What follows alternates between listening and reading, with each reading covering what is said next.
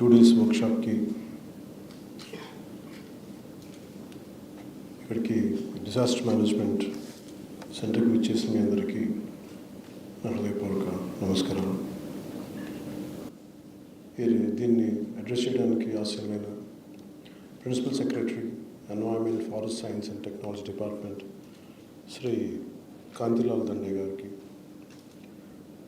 Advisor forest department Shri Mallikarjuna Rao గారికి, PCCF Shri Chalapathi Rao గారికి, additional PCCF Shri Rahul Pandey గారికి, అడిషనల్ PCCF శ్రీమతి శాంతప్రియ పాండే గారికి, కృష్ణా జిల్లా కలెక్టర్ శ్రీ DK బాలాజీ గారికి, SP కృష్ణ శ్రీ విద్యాసాగర్ గారికి, ఇక్కడికి విచ్చేసిన సీనియర్ అఫీషియల్స్ అందరికీ, కన్జర్వేటివ్ ఫారెస్ట్కి, డిస్ట్రిక్ట్ ఫారెస్ట్ అఫీషియల్స్కి మీ అందరికీ హృదయపూర్వక నమస్కారాలు తెలియజేసుకుంటూ స్వాగతం తెలుపుతున్నాను రాష్ట్ర ప్రభుత్వం తరపు నుంచి. ఈరోజు రాష్ట్రంలో అన్ని ప్రాంతాల నుండి వచ్చిన అటవీ అధికారులందరినీ ఒకే వేదిక పైన చూడటం నాకు చాలా ప్రత్యేకమైన అనుభూతి. ఇది ప్రత్యేకించి ఇది గవర్నమెంట్ ఫామ్ అయిన వెంటనే నేను చాలా ఇష్టపడి ఆప్ట్ చేసిన డిపార్ట్మెంట్. ఒకటి పర్యావరణ పరిరక్షణ, అటవీ సంరక్షణ. దీన్ని చాలా ఇష్టంతో తీసుకున్నాను, ఎంపిక చేసుకున్నాను. ముందుగా ఒక 10 to 11 పాయింట్ ఎజెండాలో సిద్ధం చేసుకున్నాం మీకు తెలియజేయడానికి. దాంట్లో ముందుగా ఒక వ్యవస్థ నడవాలన్నా, ఒక సంస్థ ముందుకెళ్ళాలన్నా దాంట్లో ఉండే నడిపే వ్యక్తులు సమూహం వారు చాలా చాలా ముఖ్యం, హ్యూమన్ రిసోర్సెస్. అందుకని నాకు ముఖ్యంగా రివ్యూ మీటింగ్స్ కొంత వచ్చినప్పుడు నాకు ఒకటే తెలిసింది, ముందు భద్రత సిబ్బంది కొరత ఉందండి. ఫస్ట్ నాకు అనిపించింది సిబ్బంది కొరత ఉంది. సో ఇక్కడున్న అటవీ శాఖ అధికారులు, DFOలు అందరికీ కూడా మీకు వర్క్ లోడ్ చాలా ఎక్కువ ఉంటుంది మీకు. సో ఇది మీకు వారసత్వంగా వచ్చిన issues, it could B financial issues కావచ్చు రాష్ట్రానికి. కానీ ముందస్తుగా నేను పదే నేను క్యాబినెట్ మీటింగ్లో చర్చిస్తూ ఉన్నాను, ముందు సిబ్బంది కొరతను ఎంతైనా అడ్రస్ చేయాలి అనేది. అలాగే మనం డ్యూటీలో ఉన్నప్పుడు సిబ్బందికి ఎలాంటి ఇబ్బందులు ఉన్నాయి. ఉదాహరణకి ఇందాక చెప్పినట్టు, అధికారులు చెప్పినట్టుగా మన శ్రీశైలంలో వారిని దాడి కానీ, ముందుగా అధికారులకు కానీ సిబ్బందికి కానీ చేసే విధి నిర్వహణలో భయం లేకుండా నిర్వర్తించగలిగితే, మాకు మేము విధి నిర్వహణలో మమ్మల్ని ఏదన్నా ఆటంకాలు ఎదురొచ్చినా కానీ మేము నిలబడాలి అంటే ఖచ్చితంగా అది మనందరం ఒక సమిష్టి కృషి చేయాలి. దానికి ఒక బాధ్యత గల మంత్రి పొజిషన్లో ఉన్న నేను, నా main concern, primary concern first అటవీని సంరక్షించాలి అంటే ముందు అధికారుల భద్రత చాలా చాలా కీలకం. సో దాని మీద మేము ప్రత్యేకించి నేను చాలా స్పష్టత ఉంది. ఎనీ పొలిటికల్ ఇష్యూస్ వచ్చినా కానీ, పొలిటికల్ ఒత్తిళ్ళు వచ్చినా కానీ చాలా చాలా స్పష్టంగా, ఇంక్లూడింగ్ కూటమి పార్టీల్లో ఉండే వ్యక్తులు కానీ, ఎమ్మెల్యేలు కావచ్చు, మిగతా ఏ స్థాయి వ్యక్తులైనా కావచ్చు, వెరీ క్లియర్ కట్ ఇండికేషన్ ఇవ్వడం జరిగింది. ఎట్టి పరిస్థితుల్లో కూడా మీరు లైన్ దాటకుండా డ్యూటీ చేసే అధికారులని మీరు ఎట్లా ఇబ్బంది పెడితే మటుకు కాన్సిక్వెన్సెస్ చాలా 100% అప్లై అవుతాయి. దయచేసి ప్లీజ్ అనేది దాంట్లో భాగం మీరు చేసుకుంటూ వచ్చాం. అలాగే ఫ్రంట్ లైన్ అటవీ సిబ్బంది చాలా కష్టమైన పరిస్థితులు పనిచేస్తూ ఉంటారు. వారి భద్రతా సంక్షేమం కోసం ఈ ప్రభుత్వం ఎల్లప్పుడూ కట్టుబడి ఉంటుంది. మొన్న మధ్యన అమరవీరుల దినోత్సవం గుంటూరుకి వెళ్ళినప్పుడు నాకు తెలియజేశారు, అటవీ సిబ్బంది సంక్షేమ నిధిని అవసరం ఉంది, ఏర్పాటు చేయాలంటే దానికి 5 కోట్ల నిధిని గౌరవ ముఖ్యమంత్రి నారా చంద్రబాబు నాయుడు గారి నాయకత్వంలో అటవీ సిబ్బందికి 5 కోట్ల రూపాయలు నిధిని ఏర్పాటు చేశారు. సో మిగతా మెయిన్ పాయింట్స్కి వెళ్ళబోయే ముందు just I would like to conclude this point. మీ భద్రత అలాగే సిబ్బంది కొరత ఇవి మా దృష్టిలో ఉన్నాయి. చాలాసార్లు రాహుల్ పాండే గారు కానీ ఇంతకు ముందున PCCF గారు కూడా చెప్పారు, ఇది దృష్టిలో ఉంది. నేను ఛార్జ్ తీసుకున్నంత లోపే దీన్ని I try to address it as best as I can. I give you that.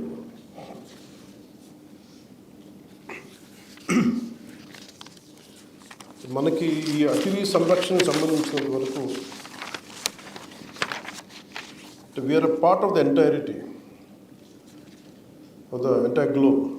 ముఖ్యంగా మన ఆంధ్రప్రదేశ్ రాష్ట్రానికి వస్తే 22% మంది ఫారెస్ట్ కవరేజ్ ఉంది.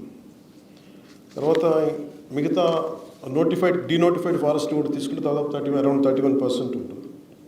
ప్రత్యేకించి ఈ మధ్యన ఢిల్లీ నుంచి కొంతమంది అటవీ శాఖ ఉన్నతాధికారులు వచ్చి మాట్లాడుతున్నప్పుడు ఒక అస్టానిషింగ్ న్యూస్ ఏం చెప్పారంటే ఇంక్లూడింగ్ 22% నోటిఫైడ్ ఫారెస్ట్లో కూడా అసలు ఎంత అడవి ఉంది అనేది చూస్తే చాలా డెవలప్ చేయాల్సి ఉంది. కొన్ని చోట్ల అడవి లేదు. అది అంటే 22% అని చెప్తున్నా కానీ యాక్చువల్ 22% నోటిఫైడ్ ఫారెస్ట్. బట్ దాని వెనక ఎంత అటవీ మన పచ్చదనం ఉందనేది కూడా కొంత క్వశ్చనబుల్ అని చెప్పి మీకు ఇంకోసారి ప్రత్యేకంగా తెలియజేస్తానని చెప్పి ఐ థింక్ మీరు దాన్ని కూడా ఒకసారి దృష్టిలో పెట్టుకోవాలి. దాన్ని నెక్స్ట్ టైం ఉన్నతాధికారులతో కూర్చున్నప్పుడు దాని రివ్యూ మీటింగ్లో దాన్ని అడ్రస్ చేస్తాం. అలాగే మెయిన్ మీరందరూ దృష్టి సారించవలసిన కొన్ని ప్రధాన అంశాలు వరుసగా మీకు తెలియజేసుకుంటాను. ఒకటి, ఎన్క్రోచ్మెంట్ జరిగిపోతూ ఉన్నాయి. ఏది ఫారెస్ట్ భూమి, ఏది రెవెన్యూ భూమి. మొన్న మధ్యన శ్రీశైలం టెంపుల్ది కూడా గొడవలు between revenue department and forest department ఇవన్నీ నడుస్తూ ఉన్నాయి. దాంతో కొన్నిసార్లు చేసాం. So you will have a great challenges as you keep addressing it. Sometimes it could be in the name of development, it could be due to developmental issues. You have to adjust certain things, you have to kind of certain issues will be there which we have to come to a common consensus. That is one aspect which will go through it. అలాగే ఈ ఎన్క్రోచ్మెంట్కి సంబంధించి మేము lead తీసుకున్నాక చిత్తూరులో కూడా అంతకుముందు చేసిన ministers కూడా ఈ డిపార్ట్మెంట్ హెడ్ చేసిన వాళ్ళు ఇది వాళ్ళ స్వంత ఆస్తిలాగా వాళ్ళు ఎన్క్రోచ్ చేశారు. మాకు ఒకటే ఏమనిపించిందంటే ఇంతమంది ఉన్నతాధికారులు ఉండి డిఎఫ్ఓ స్థాయిలో కావచ్చు, దానికి మించిన బీట్ ఆఫీసర్స్ కావచ్చు, ఎవరు కూడా దాన్ని ఎందుకు హైలైట్ చేయలేకపోయారని అనిపించింది. కనీసం ఎందుకు దీన్ని ఇంత బలంగా తీసుకురాలేకపోయారు, పబ్లిక్లోకి ఎందుకు తీసుకురాలేకపోయారు అనిపించింది. అందువల్ల మీ మనందరి ప్రథమ బాధ్యత టు ప్రొటెక్ట్ ద ఫారెస్ట్. ఉన్న 22%లోనే పచ్చదనం తక్కువ ఉంది. దాన్ని ఒకటి డెవలప్ చేయడం. 2, డీనోటిఫైడ్ ఫారెస్ట్లో మనం కూర్చోబెట్టి ఇంకో 31% పెరిగింది. మన టార్గెట్ 2047కి it should be 50%. But it is a tough challenge. అది అంత తేలికేంది కాదు. But we will come together, will work together, will see how we can take it forward. So main encroachments లేకుండా మీరు చాలా ధైర్యంగా ఎక్కడ ఎన్క్రోచ్మెంట్స్ ఉన్నా with the help of revenue department or police officials, అలాగే మీకు విధి నిర్వహణలో మీకు ఎలాంటి ఇబ్బందులు ఉన్నా మీరు ఉన్నతాధికారులకి, మీ డిపార్ట్మెంట్ అధికారులకే కాకుండా you can personally reach out to me, I'm available. అలాగే సిబ్బందిని నియామకాల్లో కూడా ఎక్కడా కూడా పారదర్శకతే పాటించాం. ఇక్కడ మెరిట్ ఓరియంటెడ్ సిఫార్సుల్ని అసలు వదిలేసి మెయిన్ మెరిట్ ఓరియంటెడ్ ఎఫెక్టివ్, ఎలాంటి కొంతమంది సిఫార్సులు వచ్చినాయి కానీ వాటి అన్నింటినీ దాటి చేస్తూ ఉన్నాం. So I want to give you the assurance to all the dynamic officials that we are there to stand by you. I'll be personally there to stand by you, apart from all the officials of great integrity sitting on this dais today.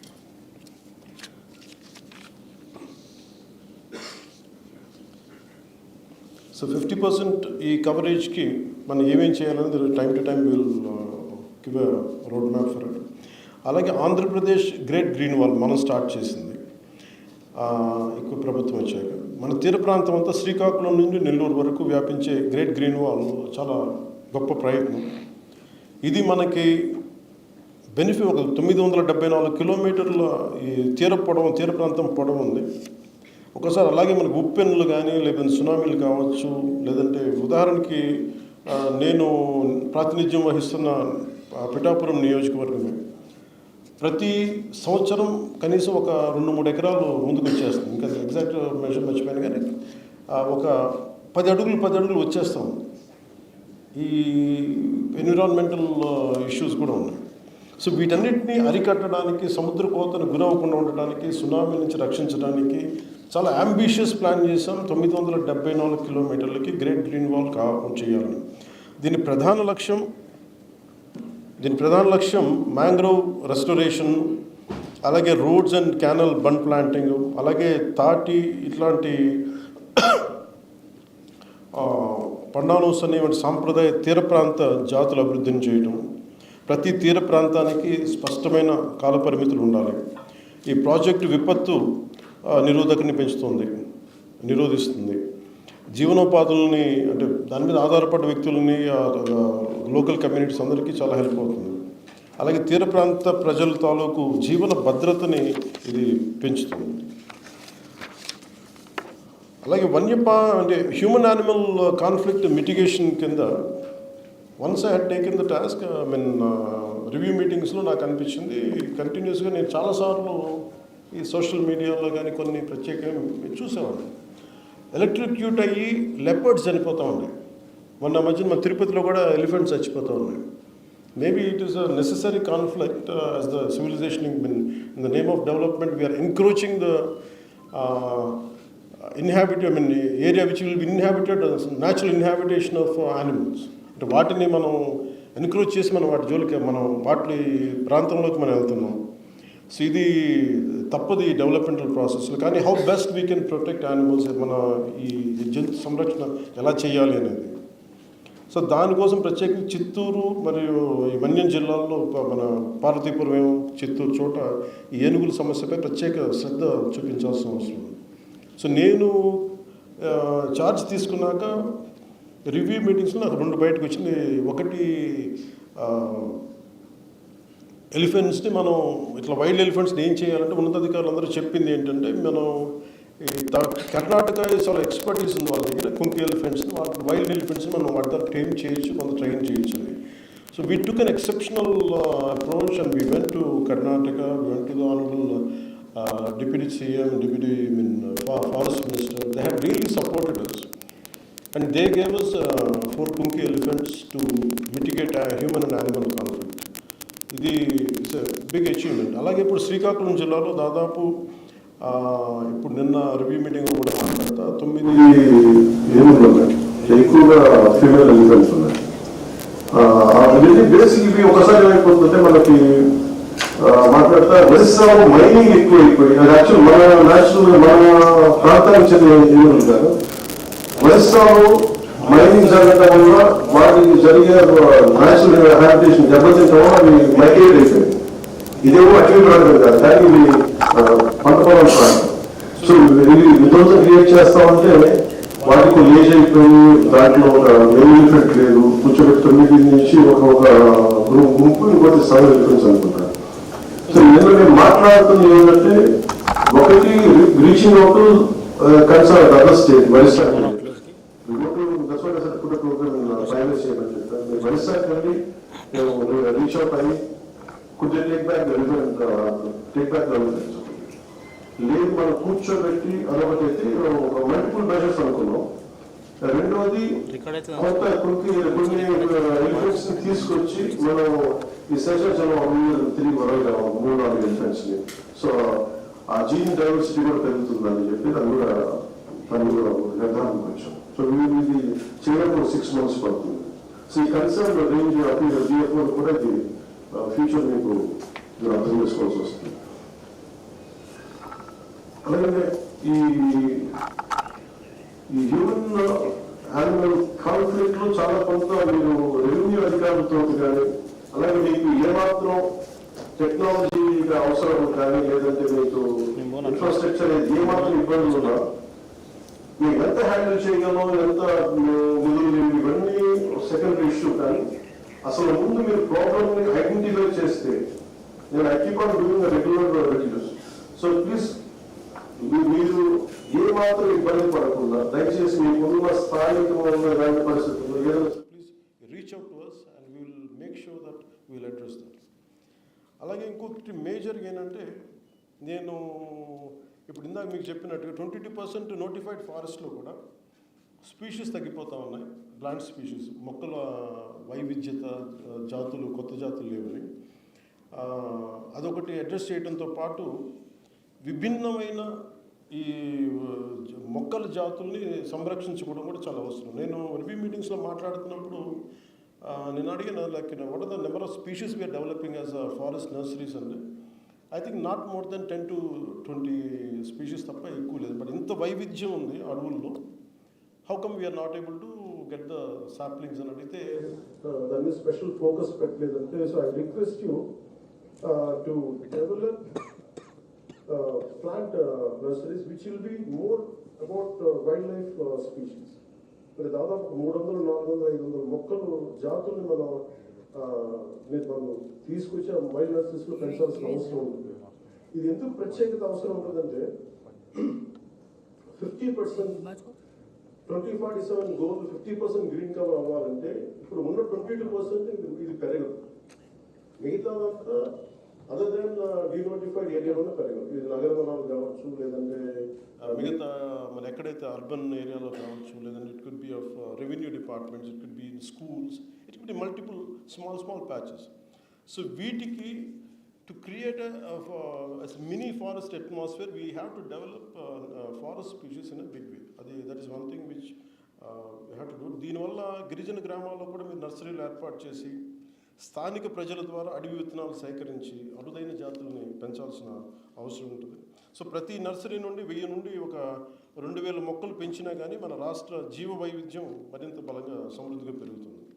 అలాగే వీటితో పాటు eco tourism కూడా మనకి ప్రత్యేక పరిస్థితుల్లో మనకి చూస్తే registration of forest rights act, దీని ద్వారా చాలా ఉద్యమాలు వచ్చినాయి, అన్నీ వచ్చినాయి. ఈ చట్టం ద్వారా రాష్ట్రంలో సుమారు 4 లక్షల ఎకరాల రిజర్వ్ ఫారెస్ట్, నోటిఫైడ్ ఫారెస్ట్ భూముల్ని ట్రైబల్స్కి ఇవ్వడం జరిగింది.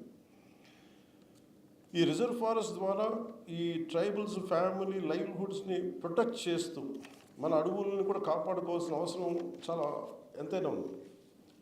అంటే మీరు ఈ పోడు వ్యవసాయం కావచ్చు, ఇవన్నీ కావచ్చు, కానీ వాళ్ళని మనం ఎలాగా వాళ్ళకి లైవ్లీహుడ్ పోకుండా, వాళ్ళకి జీవనాధారం పోకుండా మనం ఎలా వాళ్ళని హ్యాండిల్ చేయాలి, మన అడవిని ఎలా సంరక్షించుకోవాలి. కొన్నిసార్లు మీకు కూడా ఫీల్డ్స్ క్షేత్రస్థాయిలో మీకు టఫ్ సిచ్యువేషన్స్ ఏర్పడతాయి. సో మేము అందుకనే ఈ ప్రభుత్వం కొత్తగా ప్లాన్ చేసింది ఏంటంటే ఎకో టూరిజం. ఇది అడవుల్లో అద్భుతమైన అందమైన ప్రాంతాలు ఉన్నాయి, సాధారణ ప్రజలకి తెలియవి. సో ఎకో టూరిజం ద్వారా ప్రజల్ని ప్రకృతిని ఆస్వాదించే అవకాశం ఇవ్వవచ్చు.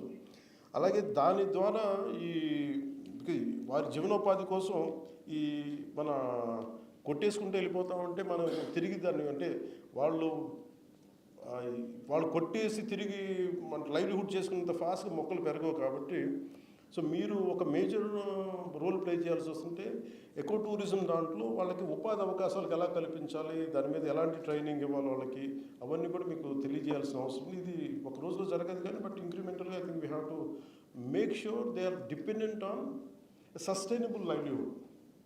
అంతేగాని నోటిఫైడ్ ఫారెస్ట్లు చేసుకుంటే అది ఒక రోజులో అవ్వదు కానీ but somehow you have to take this into consideration. అలాగే మన భారతదేశం దాదాపు 22,000 కోట్ల రూపాయలు టింబర్ మనం దిగుమతి చేసుకున్నాం. ఉదాహరణకి ఇప్పుడు మీకు ఈ ఇందాక పెద్దలు చెప్పినట్టుగా రాష్ట్ర అటవీ శాఖ అధికారులు నేను ఒక్కసారి మీ అందరికీ సభాముఖం కూడా కోరుతున్నాను. ఉదాహరణకి ఏటికొప్ప బొమ్మలు చేయడానికి అంకుడి చెట్టు కానీ మన కొండపల్లి బొమ్మలకి తెల్ల పొనికి చెట్టు అండి.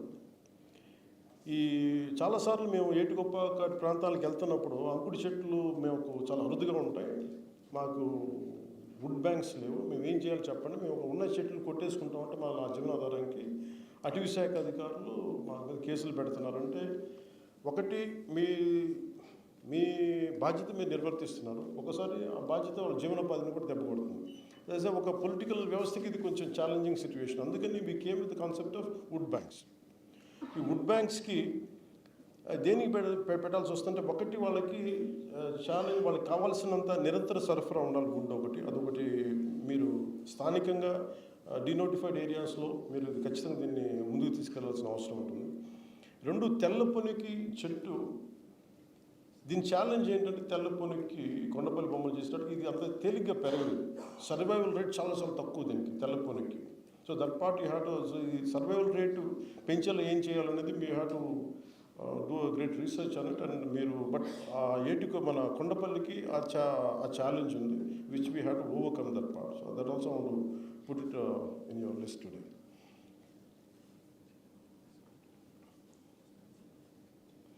సో 22,000 కోట్ల విలువైన టింబర్ని మనం దిగుమతి చేసుకున్నప్పుడు ఫారెస్ట్ అంటే మేజర్గా మేమందరం చాలాసార్లు గౌరవ ముఖ్యమంత్రి గారితో మాట్లాడుతున్నప్పుడు కానీ మేమందరం మాట్లాడుకుంది ఏంటంటే which I want bring it you notice today. Forest has become a regulatory body. అంటే ఇది బ్రిటిష్ రూల్ చేసినప్పుడు ఇది వారికి ఆదాయ మార్గమైంది అటవీ సంపద. కానీ మనం వచ్చేటప్పటికి it has become mere protective agency or regulatory body తప్ప it is not contributing to the economy. So దాని మీద సక్సెసివ్ గవర్నమెంట్ చేసిన మేము ప్రత్యేకించి పెట్టుకుంది నేను ఈ ఛార్జ్ తీసుకున్న తర్వాత India is importing around 22,000 crores worth of 900 lakh cubic meters wood. So which is costing, which is on the state exchequer, country exchequer, it is 22,000 crores of foreign exchange. We are importing from East Asia, it could be Malaysia, it could be Indonesia. So మేము పెట్టుకుంది ఏంటంటే we need a lot of, we could generate a lot of income. So దానికి మీ అందరి సహకారం కావాలి. ఒకటి మనం అడవుల్ని సంరక్షించుకుంటూనే నోటిఫైడ్ ఫారెస్ట్ కాకుండా డీనోటిఫైడ్ ఏరియాస్లో మనం ఎంత చేయగలం అనేది మేము మేజర్ టార్గెట్ ఏం పెట్టుకున్నామంటే 22,000 కోట్ల రూపాయలు దిగుమతి చేసుకున్న టింబర్ని ఎంత తగ్గించగలం. సో మన టార్గెట్ ఏంటంటే that would give a lot of employment, that would create great wealth creation జరుగుతుంది, ఎంప్లాయ్మెంట్ జరుగుతుంది. సో అందుకని మేము ఫ్యూచర్లో మీరు you have to interact with panchayat raj department, you have to interact with education department, you have to interact with revenue department including PWD.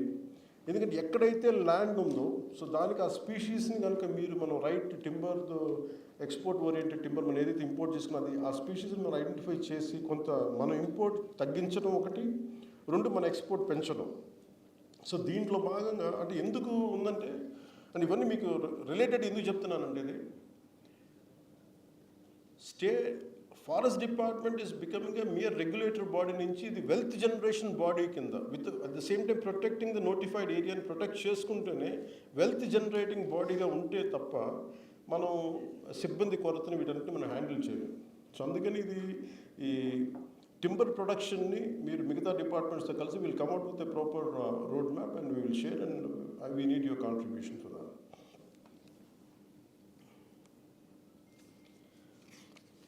నేను కర్ణాటకకి వెళ్ళినప్పుడు వాళ్ళ ఇన్ఫర్మేషన్ అంటే 2 రకాల ఫస్ట్ టైం ఒప్పందం చేసుకున్నాం. అది ఎందుకు వచ్చిందంటే కుంకి ఏనుగుల గురించి మొదలుపెట్టిన ఈ ప్రోగ్రాము కర్ణాటక సంబంధిత ఈశ్వర్ ఖండ్రే గారు గౌరవ అటవీ శాఖ మంత్రి ఈశ్వర్ ఖండ్రే గారితో మాట్లాడుతున్నప్పుడు అటవీ శాఖ అధికారులు అక్కడ పిసిసిఎఫ్ చెప్పింది ఏంటంటే మీ 110 కోట్ల విలువైన ఎర్రచందనం మాకు ఇక్కడ దొరికింది, మేము దాన్ని అంటే థ్యాంక్స్ టు యూ అన్నారు. దేనికి థ్యాంక్స్ టు యూ అంటే అప్పుడు చెప్పారు మీ స్టేట్కి థ్యాంక్స్ చెప్పాలి మీకు, మీ అటవీ శాఖ దేనికంటే మేము మీ సీజ్ చేసాం అండ్ వాళ్ళు అమ్మేశారు దాన్ని. ఇది ఎవరికి కూడా తెలియదు, వాళ్ళు చెప్పే వరకు దాన్ని I was asking the concern PCCF దాన్ని అంటే no one has a clue about it. అంటే మన అడవుల్లో శేషాచలం అడవుల్లో పెరిగిన మొక్కలు మానులు కొట్టేశారు, స్మగుల్ చేశారు, కర్ణాటకలో దొరికితే it is become wealth for Karnataka department. అది వాళ్ళు చెప్పే వరకు మనకు తెలియదు. సో ఇట్లాంటి స్మగ్లింగ్ ఏముంది, వీఆర్ లూజింగ్ దట్ మనీ, మనకు రావాల్సిన సంపద అది. సో అందుకే that part you have to be really cautious. మీకు ఉన్న ఫీల్డ్ లెవెల్లో ఏమేమి ఇష్యూస్ ఉంటాయి, మీకు సిబ్బంది కొరత కావచ్చు, ఇవన్నీ కావచ్చు, అది time to time will discuss about it and will have to address that part. So అలాగే 87 తర్వాత ఎక్కడ కూడా మనం ఎర్రచందనం సీడ్లింగ్స్ మళ్ళీ మనం స్ప్రే చేయలేదని చెప్తా ఉన్నాను. Last time last time it was in 87. which they haven't done. I think one more time we have to redo the program again. That I would like to bring it to your notice. అలాగే information నేను బెంగళూరులో వెళ్ళి మాట్లాడినప్పుడు అది కర్ణాటక అటవీ శాఖ అధికారులతోటి మనం ఎందుకు ఐటీని మనం ఎందుకు ఇంత ఎఫెక్టివ్గా వాడలేకపోయిన వాళ్ళ దగ్గర అంటే there is no maybe it is a political will which is needed to push certain, to bring certain reforms in IT, in how to use information technology for the betterment of administration, for the betterment of forest monitoring. So అందుకని అటవీ సంరక్షణ వన్యప్రాణి నిర్వహణలో టెక్నాలజీని మరింత విస్తృతంగా వినియోగించాలి. అలాగే రిమోట్ సెన్సింగ్, GPS ఆధారిత పహారా, కెమెరా ట్రాప్స్ కానీ, డిజిటల్ రిపోర్టింగ్ కానీ స్పష్టతగా ఈ సమర్థత మరింత బాధ్యతను తీసుకొస్తాయి. ఎందుకంటే మనం ఐడెంటిఫికేషన్ ఆఫ్ నోటిఫైడ్ ల్యాండ్లో ఎక్కడ ఏది మనది ఏది డీనోటిఫైడ్ కూడా అసలు లేదు.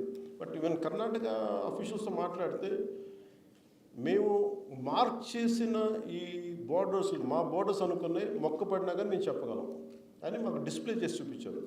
ఐ థింక్ ఆ విధి విధానాలు మనం ఖచ్చితంగా పట్టుకురావాల్సి వస్తుంది. I think that is very essential. It is order of the day which I would like to bring it we have to work towards it.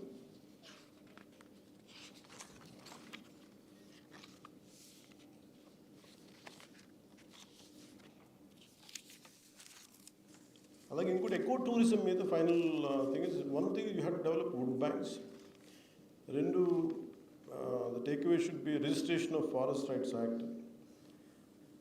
అలాగే community based eco tourism projects మేము క్యాబినెట్లో ఎక్కువ ఆమోదం తెలిపాం, which would be a great income generation for state. So దాన్ని మీరు మేము పెట్టిన పాలసీని make it all centres plastic free. So దాన్ని మీరు ఒకసారి మీరు మీ పర్యవేక్షణ ఉంటున్నట్టు అది ఒకసారి మీరు చూడాలి.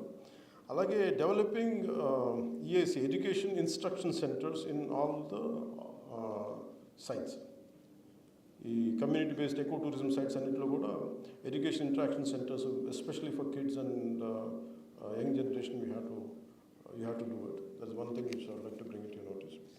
So I take this opportunity to welcome you one more time and I'm glad patiently have listen to this ideas.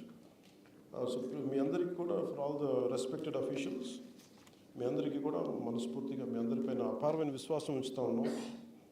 We are hoping for it that you're going to do an excellent job. అలాగే మీకు ఏ సమస్యలు ఉన్నా కానీ we're ready to take forward.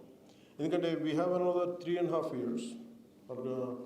ఈ 3.5 yearsలో కనుక all the like minded officials who want to do something for the nature, who want to do something for the forest, who want to do something for the environment, who wanted to do something for the tribals, who wanted to develop, make sure that encroachments won't happen. All the like-minded, committed officials, to one and all, we are here to support you in your journey, in your endeavor.